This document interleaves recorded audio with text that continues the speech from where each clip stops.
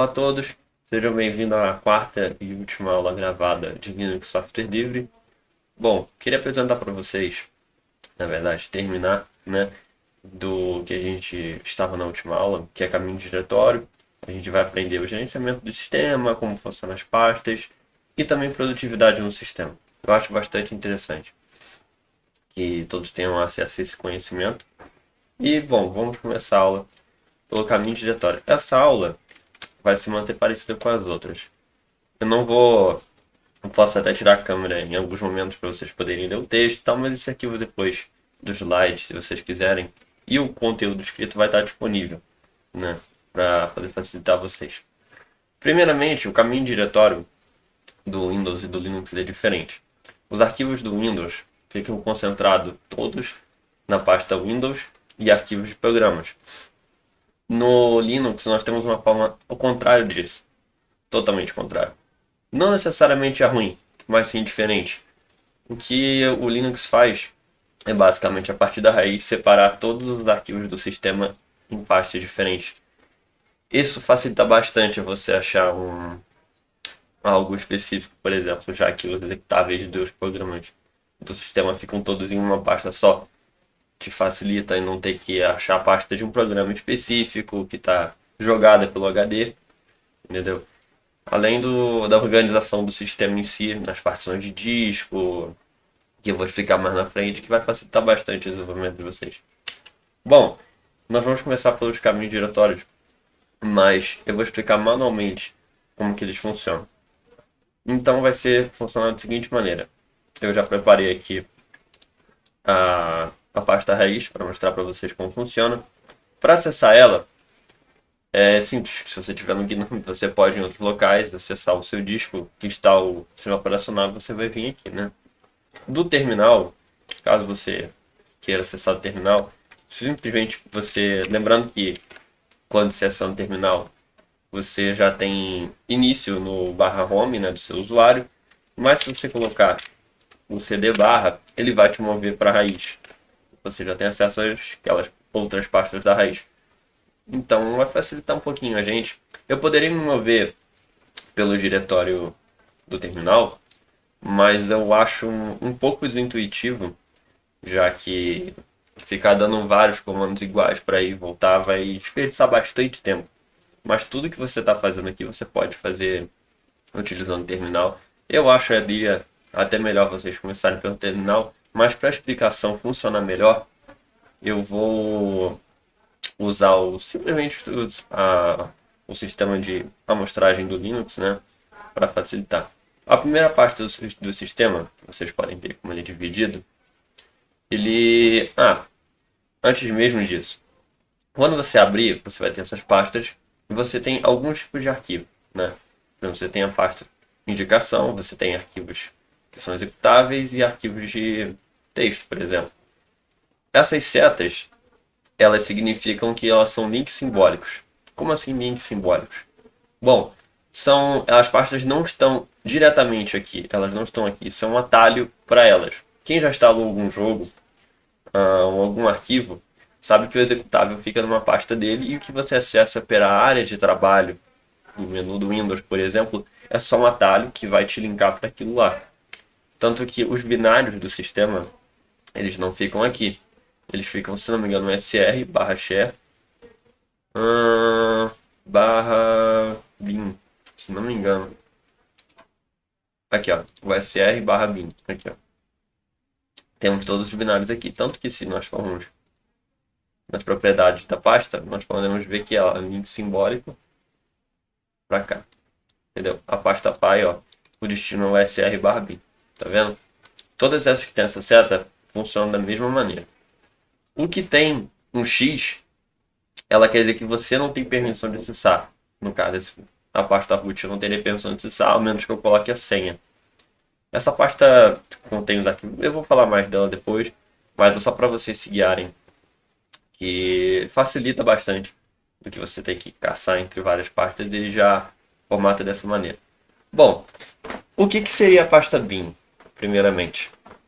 A pasta bin, ela contém os binários ou executáveis do sistema. Se a gente entrar aqui, a gente vai ver que tem muito executável do sistema. Não tenho o que dizer além disso. Basicamente, são todos executáveis do sistema, ou a maioria tem link simbólico para elas aqui. E eu posso aprovar para vocês que são executáveis do sistema, né? São barra bins. Mostrando um, por exemplo, deixa eu descer aqui e pegar aqui, o Firefox. Ele é até um link simbólico também, mas temos o Firefox ESR, que é o navegador, né? A gente pode abrir no terminal, ó, vocês podem ver que eu já estou na pasta bin, com todos os binários aqui. Para executar um bin, eu ponho barra Firefox ESR. E quando eu executar, olha só, ele vai abrir o Firefox. Dependendo do que você for tentar executar aqui, não vai acontecer nada, porque o binário às vezes ele não tem gráfico, ele não tem uma API gráfica, né? Então, provavelmente não vai acontecer. Não recomendo vocês fazerem isso por aqui, tá? Eu sei, eu fiz isso aqui para mostrar para vocês, porque eu conheço o Firefox, ele só vai abrir, mas algumas coisas aqui vocês não devem fazer isso. Se vocês quiserem achar algum binário específico do sistema e tal, vocês podem achar por aqui. São todos executáveis, basicamente, em uma pasta só. A segunda pasta é boot. Como o nome da pasta sugere, é para você fazer o início do sistema. Quando você entrar nessa pasta, vocês podem até ver que tem arquivos de configuração do kernel. A gente tem a máquina do sistema aqui. Temos alguns arquivos compactados. Também temos o Groovy, que é o gerenciador de dual boot do sistema. Geralmente quando você tem Linux e Windows, que nem eu tenho, por exemplo, uma mesma máquina, você coloca o computador nas configurações da placa mãe, né? Quando você entrar na BIOS, para ele iniciar pelo Linux. Mas quando você iniciar pelo Linux, ele vai dar prioridade ao Groovy. Então, quando ele entrar no Groovy, que é o gerenciador de dual boot, você pode ir para o Windows também. Então, isso é bastante interessante. Vocês podem ver aqui que tem as configurações do Groovy aqui. Essa é a pasta boot. Não mexam nela. Não recomendo que mexam. Geralmente você vai mexer por fora quando tiver a criação de algum programa e por aí vai.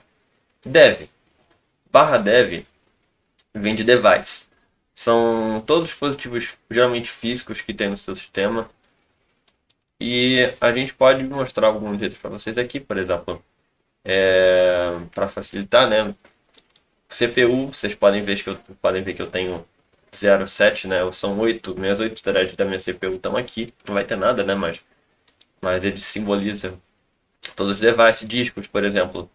Nós temos os discos Label aqui. Olha só, fora o meu disco do sistema, eu tenho outros dois discos, né? Um HD e um outro SSD que está o Windows. Então eles são simbolizados aqui em device. Tem bastante coisa aqui. Se eu for me estender nessa aula e mostrar tudo que é específico, a gente vai ficar aqui 1 hora. Bom, outra coisa, deixa eu ver aqui. Nós temos os arquivos de disco do sistema. Isso é bastante interessante vocês aprenderem. Conseguem reparar que... Acho que tá bom aqui, tá bom na tela.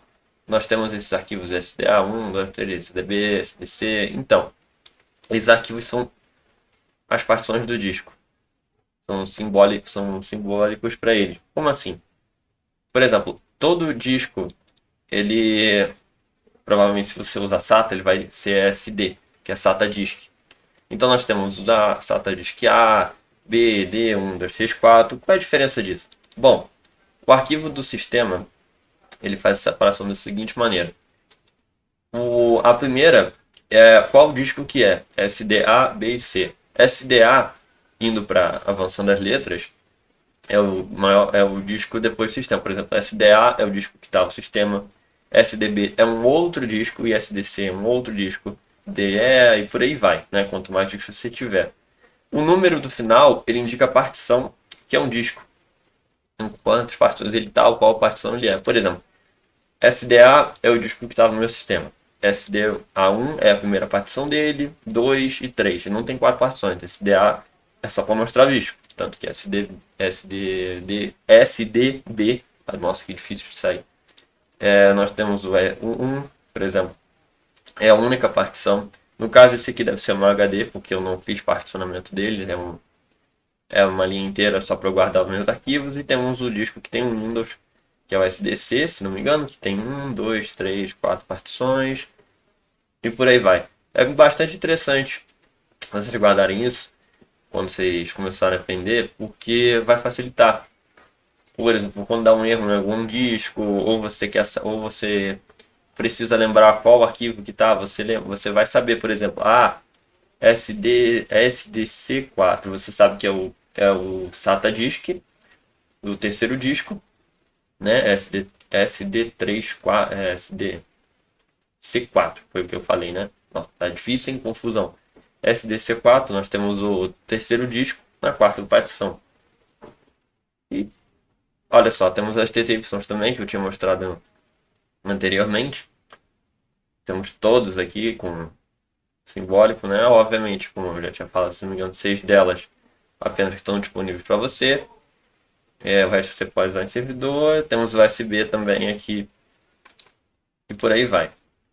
ETC, a gente poderia fazer um sinônimo interessante com etc, né? Ia ser bem engraçado. Por sinal, poderia até ser isso, mas são arquivos de configurações do sistema que são iguais a DDLLs no Linux. Como assim? São arquivos de configurações de aplicativos ou do programa do computador. Elas ficam aqui em ETC. Elas são até essenciais, por exemplo, temos o Conk aqui, que é um programa que mostra na tela, não está ativo agora, né, mas que mostra na tela algumas coisas que estão acontecendo no PC, como quantidade de RAM usada, processamento e por aí vai. Temos bastante coisa aqui no ETC, dá para ficar aqui o dia inteiro, mas é bastante interessante que vocês entendam isso. O Home é a pasta padrão do seu usuário, aquela que a gente inicia. No caso, quando você já está no seu usuário. Essa aqui, que vocês devem conhecer já, que eu já mostrei anteriormente. Nós começamos no terminal dela, né? Por sinal. Quando você tem mais de um usuário no computador, isso é clássico. Por exemplo, você tem um usuário Felipe, um usuário Matheus, um usuário João. Eles vão ficar em home, né? Mas cada usuário vai ter a sua pasta com as suas coisas aqui. Isso aqui são os arquivos, elas não vêm instalados, né? Isso aqui foi por causa do meu terminal, que eu faço algumas modificações. E aqui nós podemos matar em uma cajadada só lib32, 64 e libx32. Lib são as bibliotecas, library, literalmente, do sistema. Nós temos as gerais, nós temos as 32 bits, que são programas que rodam em 2 bits, mais antigos, 64. E aqui vocês provavelmente vai estar vazia, que é a libx32, que era uma modificação da partição de 32 bits. E provavelmente vocês não vão utilizar ela. Tanto que eu não tenho programas de 32 bits, não tenho programas de 32 bits, provavelmente vocês vão usar só o 64 e a library geral. Aqui nós temos as configurações. Por exemplo, GCC, que é um compilador de C++ para o Linux. Nós temos as configurações dos Daemons que estão rodando, do GNOME Shell, do GNOME Twix, que é um outro aplicativo, do Groove, do Kernel.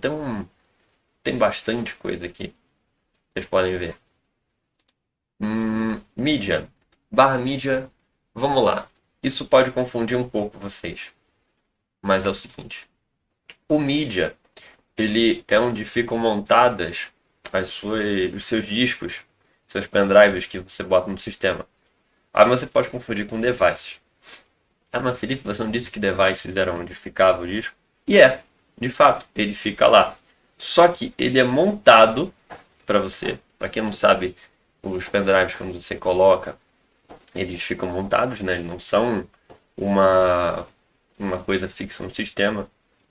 Então eles são montados aqui no Linux em /mídia. Tanto que se a gente entrar no /mídia, nós podemos ver, tem CD-ROM, né? Bom, não sei se em pleno 2021 alguém ainda usa isso, mas vai estar vazio no meu. E nós temos do meu usuário o meu HD. Então daqui nós temos acesso aos arquivos do meu HD. Tanto que, se vocês puderem entrar aqui no meu disco, a primeira parte é essa daqui. E realmente, ele fica O HD ele está em dev, mas ele é montado em mídia. São duas coisas diferentes. MNT. MNT provavelmente a sua vai estar vazia também. Edmond. Não tem assim muita necessidade do que precisa falar dela. Provavelmente a gente não vai utilizar. OTP. Nós temos algumas configurações do sistema de programas que ficam aqui que não querem separar os seus arquivos no computador pelas pastas. Alguns programas podem fazer, por exemplo, o Download Manager, ele não faz isso. Ele fica em OTP, então ele fica na pasta OTP e ele separa os seus arquivos, seus executáveis, seus plugins, suas configurações, tudo nessa pasta. Temos o PROC. PROC é de processos. Mas que processos? São os processos que estão rodando no sistema. Tudo que está aqui nessa pasta, quando você desligar o seu computador, vai sumir dentro dessa pasta. E vai acontecer novos quando criar. Aqui essas pastas são numeradas, pois os processos têm IDs, né? Cada processo tem um número específico. Você pode ver algumas informações dos processos. Entrando neles, eu posso até procurar um aqui para vocês. Não sei se vai ser muito custoso. Deixa eu dar uma olhada aqui no monitor do sistema. Tem processos aqui, olha só. Nós temos algumas configurações aqui. Eu posso pegar, por exemplo, do calendário do Gnome. Não sei se dá para ver na gravação. Dá, se a resolução ficar alta. Temos o 13.376. Então vamos para o 13.376, olha só. Então aqui, é esse mesmo? É esse mesmo. Nós temos algumas configurações do calendário. Faz sentido aqui, ó. Temos o timer também. O map. Tem, com certeza, esse aqui é o calendário. Então todas as informações do processo que está rodando, ele fica aqui, nessa pasta Pro. Mas fica tranquilo em relação à segurança, porque essa pasta vai ser limpa quando você reiniciar o computador.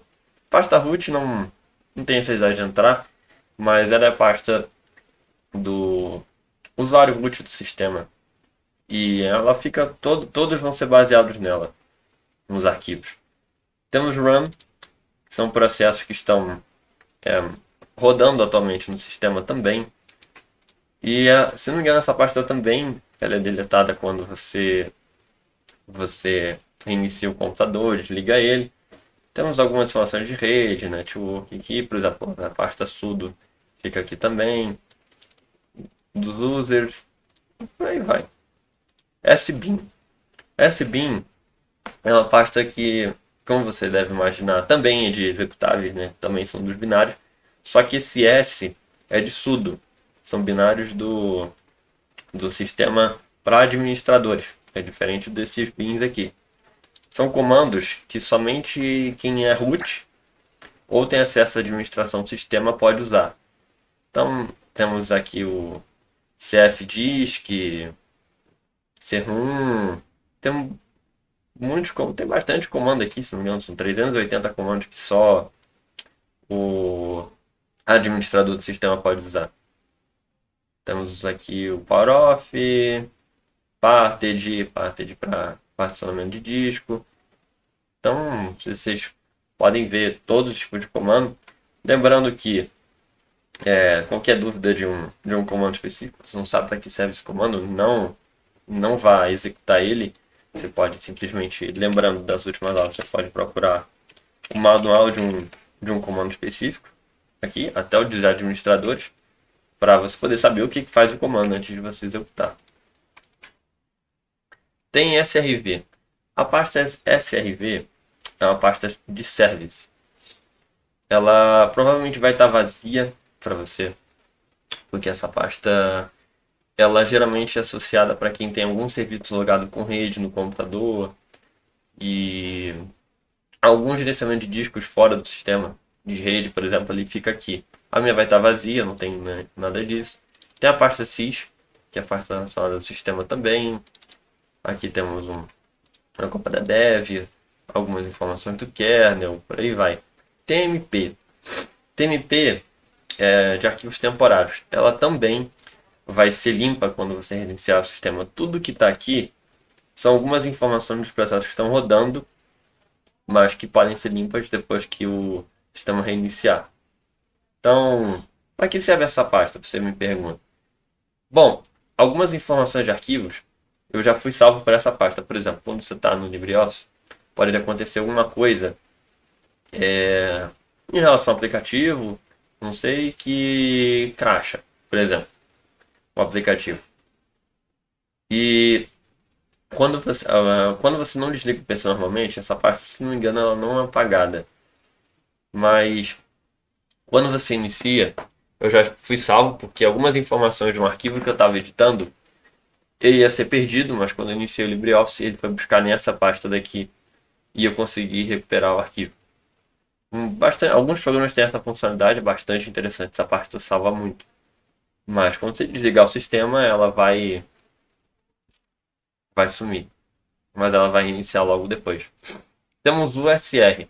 O SR de user.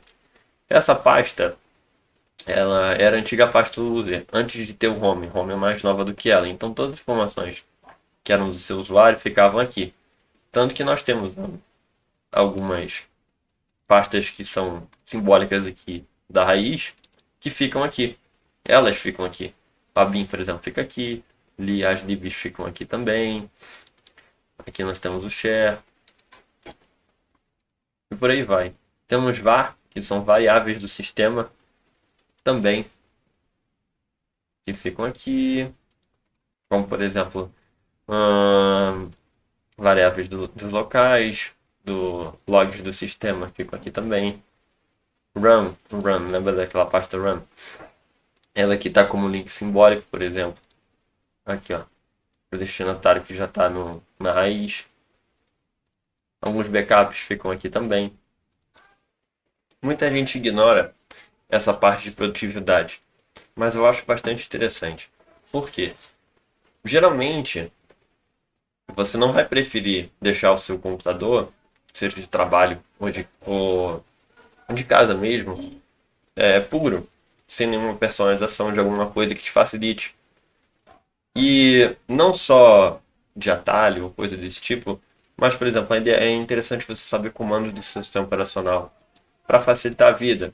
Como, por exemplo, ao invés de você ficar deletando cada um dos arquivos em uma pasta, você pode dar simplesmente Ctrl A e ele seleciona todos os arquivos de uma vez dentro daquela pasta, que você só aperta o botão Delete.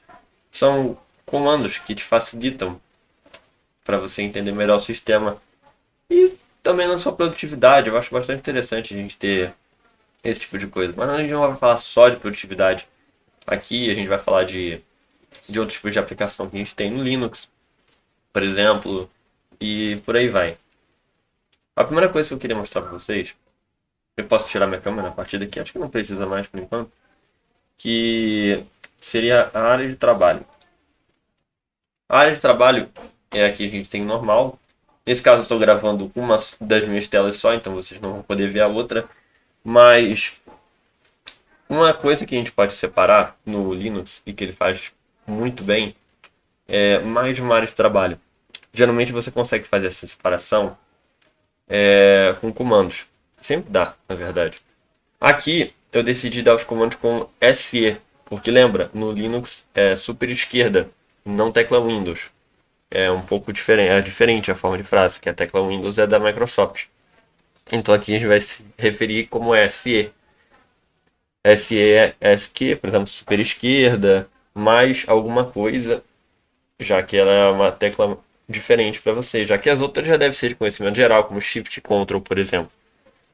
Page Up, quando a gente soma o super esquerda com o Page Up, no Windows, no GNOME mais especificamente também, nós podemos trocar nossas áreas de trabalho. Geralmente a gente tem mais de uma, por exemplo, nessa aqui eu posso dar aula, mas na outra eu posso querer estar mexendo em alguma configuração de horário, ao mesmo tempo que eu... Deixa eu pegar essa outra tela. Do Spotify, alguma escutando uma música e, sei lá, eu tô dando aula, aprendendo, estudando, acontece alguma coisa, ou eu quero ver quanto tempo já passou de estudo, eu desço aqui, vejo o tempo com super esquerda page up ou page menos e volto para o que eu estava fazendo. Você pode separar em áreas, por exemplo, uma para ser o seu WhatsApp e Discord e as outras para ser, por exemplo, área de estudo, de trabalho, coisas assim. Para tirar screenshot, no caso do Gnome, é um pouquinho mais complexo, mas você consegue fazer screenshot de mais de uma forma diferente. Por exemplo, se você simplesmente apertar o Alt e o Print, ele vai tirar screenshot. Mas da janela que eu estou com o mouse, no caso, como eu estou com a janela inteira sendo usada, ele vai fazer isso, né?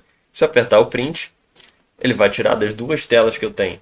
Não é algo que me conforte, porque eu já tenho duas telas, né? Não vai ficar uma parada legal. Mas, se eu quiser tirar de uma área específica daqui, eu consigo.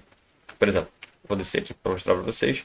Tem uma Spotify aqui e o horário. Eu quero mostrar quanto horário eu estou usando. Eu posso usar o Shift e o Print. Olha só. Então, o nosso mouse, ele vira um mais. E aqui a gente faz igual o caixa de texto do nosso programa do LibreOffice. Olha só, selecionamos o que nós queremos tirar. Print. E ele vai lá e tira. São vários comandos que vocês podem aprender mesmo no terminal. Se vocês quiserem configurações, por exemplo. Vocês podem acessar a área de atalhos do teclado, não, impressora não, né? Atalhos do teclado. E vocês podem ver várias configurações do sistema que vocês podem mudar também, se quiser facilitar vocês. Eu, por exemplo, a minha pasta pessoal só com super esquerda mais E, que é essa pasta aqui. Um navegador web você pode decidir qual que você quer usar direto, só no comando, qual área específica de trabalho você quer, ao invés de usar só o tipo page up ou page down, né, como está aqui. É uma área bastante interessante. Isso aqui é para trocar de janela para você ver. Quando você só aperta o super esquerda, você tem acesso a quais janelas estão naquele ambiente de trabalho. E aqui são as áreas de trabalho. Nós podemos usar o page up para ir para cima ou para baixo, ou a rolinha do mouse, a roleta do mouse para poder fazer isso. E o Gnome tem essa simplificação de você bater no canto e você poder fazer isso aqui, mas é só apertar a tecla super que você consegue fazer isso, né? E o print aqui vai para, que ele disse aqui que vai para imagens, dele vai mesmo. Se a gente for imagem, a gente pode ver a captura de tela que eu fiz aqui, por exemplo. Um aplicativo interessante que eu acho que é bom vocês usarem, caso vocês gostem, uma dica mais uma dica minha do que necessariamente da matéria, que é o Gnome Pomodoro Time, que é um programa feito para o Gnome, né, já que a interface gráfica é mais voltada para ele. Vocês podem acessar por esse nome aqui, para vocês mais, pelo gnomepomodoro.org. Vocês podem pesquisar, vou pesquisar até aqui para vocês para mostrar.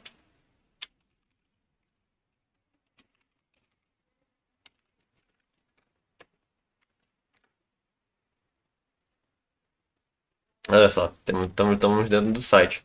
Aqui ele fala para vocês como funciona, que é um programa para marcar hora, basicamente para estudo. Ele funciona com a técnica Pomodoro.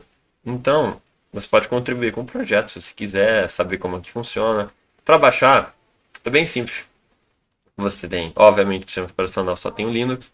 Você vai escolher a sua distribuição. Mas a minha distro não está aqui. Como é que eu escolho então, Felipe? Bom, se a sua distro, por exemplo, é Satux, por exemplo. Satux, ela não está aqui. Mas eu sei que Satux é baseado no Debian. Eu uso o Zorin. Zorin, se não me engano, é baseado no Ubuntu. Então você escolhe esse aqui. Aí você tem uma base de distro. Ele fala para você aqui como é que instala, por exemplo, no Debian.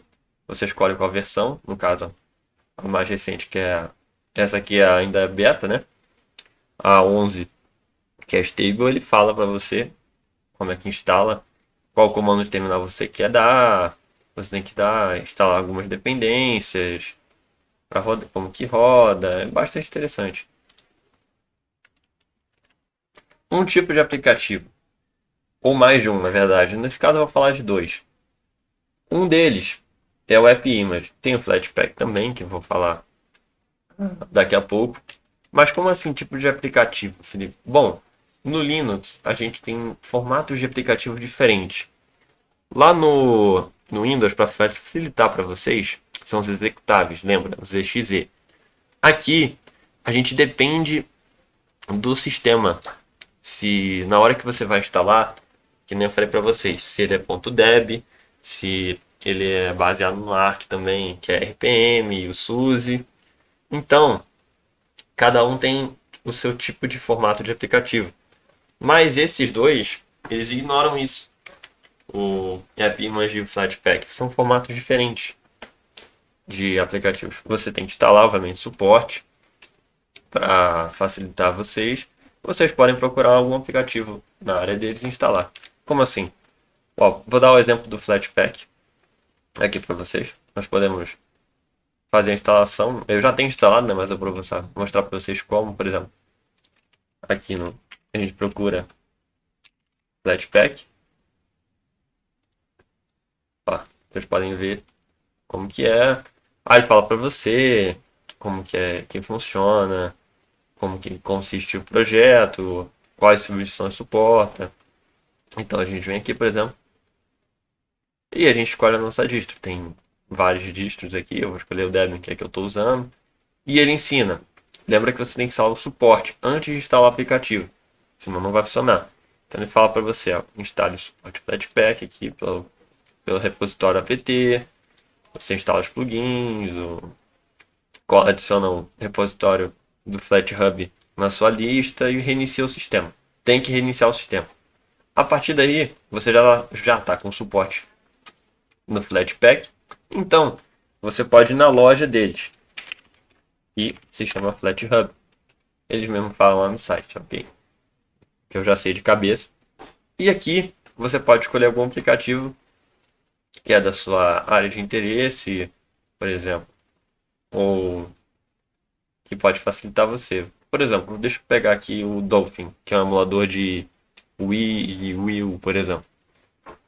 Como que a gente faz para baixar ele? A gente pode clicar aqui em Install, mas você tem mais de uma opção. Você pode ir pela linha de comando. Aqui você vai buscar do repositório do Flatpak. Aqui ó, você vai buscar, mandar Flatpak install. Vai instalar o que? Esse aplicativo aqui que está no repositório. Depois vai rodar ele. E ele já vai aparecer para você. Ou você faz aqui, clica em install, você vai fazer o download. Eu vou clicar aqui, ó. Oh, nossa, ele fez o download aqui do aplicativo e você vai fazer a instalação usando o comando de terminal. Então, é basicamente isso, Saulo.